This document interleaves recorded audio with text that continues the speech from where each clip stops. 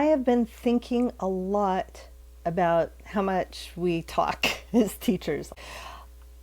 What if we ask more questions? Hello friends, I'm Lyric Montgomery Kinard, working with the Academy for Virtual Teaching.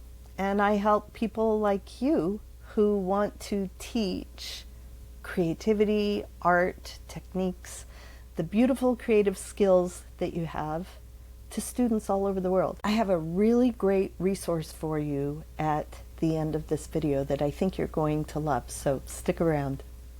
I remember my favorite teacher in high school who, my picture of him in my head is kind of lounging in a chair at a desk with us as we sat in a circle, and he wasn't saying anything. He would look at us and ask a question and then guide the conversation. I know now there's a name for it. It's the Socratic method, right?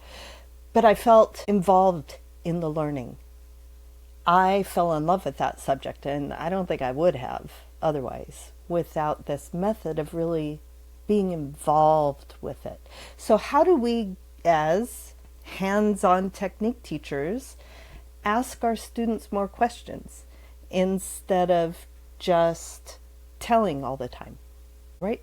So I open all of my courses with, why do you want to learn this? What do you expect from today? And I'm kind of good at keeping the conversation really short. I tell them one sentence, and sometimes they just want to play. Sometimes they're curious. Sometimes it's something they've always wanted to learn. Sometimes they have a roadblock. But you learn a lot by listening to those answers, and I repeat back what they say. I paraphrase. So you're here because your friend made you. That's cool. We'll see if you like it or not. You don't have to.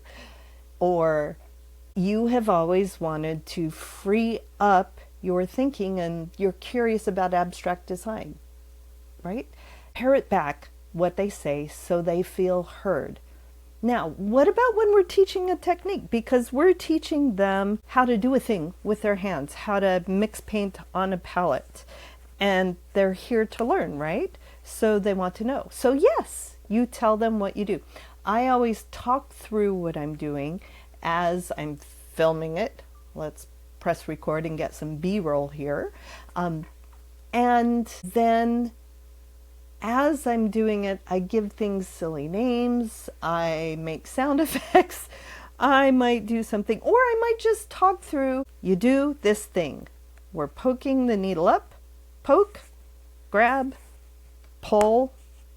Now, the next time I do it, I have them say the thing with me as they're doing it. And then the next time I demonstrate, I stop and I say, all right, what's next? What do you think is next? And somebody was paying attention. And now even if they weren't paying attention, they'll go, oh, I'm supposed to have an answer? So you're involving them by asking questions. What do I do next? This is what I do next. So that's as you're teaching things. I also always tell my students, I'm doing it this way because this is why it works, and this is the outcome I want to achieve. What do you think this will work like for you? They might not want the same outcome I want. So their answer might be different. And I'll tell them, let's figure out a way that works for your abilities.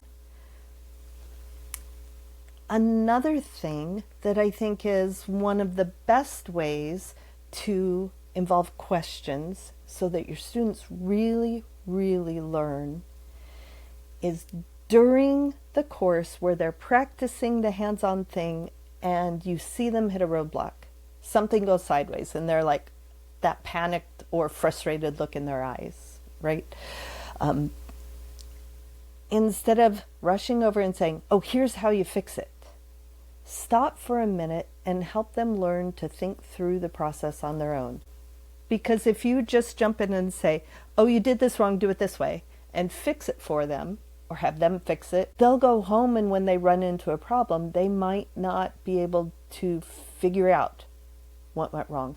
In the class, I think one of the best learning opportunities is when people make mistakes.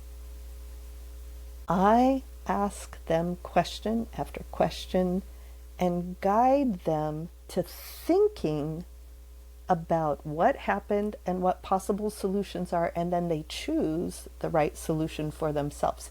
They own that process. It's as important for me to teach them the analysis process, the thinking process, the decision-making process, as it is to teach them how to do the thing. Another fantastic thing that I really enjoy is at the end of class, when we are wrapping up or when we're going through reviewing.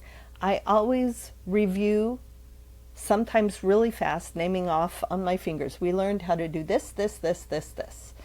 And sometimes I ask them to name those things if it was really clear and I said it a million times during class so they can repeat. But it's awesome at the end of class to say, what can you do now that you couldn't do before? What are the possibilities running around in your head? What one thing from today are you going to take home and find most useful in what you do moving forward? The questions are the things that help your students learn the most. So like I said, I have a free resource for you. We have a worksheet full of the best 20 questions to ask your students while you're teaching. It'll make things more interesting for them and for you. I invite you to give it a try. And maybe in the comments below, tell me some of the questions that you love to ask your students while you're teaching the wonderful creative craft that you do. And if you loved this, if you want a little more guidance, we have an upcoming course for teachers who are ready to get their next course online but have been sitting on it forever. You have that idea, you just haven't had the impetus to start. And it starts with asking your students questions before you ever build the course. So you as the teacher can learn all the right marketing language that will authentically share your gift with the students who need you. It's called the Workshop Validation Lab. There will be a link below. We invite you to give it a try. We also have a free membership, a community of artists, crafters, teachers who are all in this together. We all want to share the beauty and creativity that art and craft can provide to the world.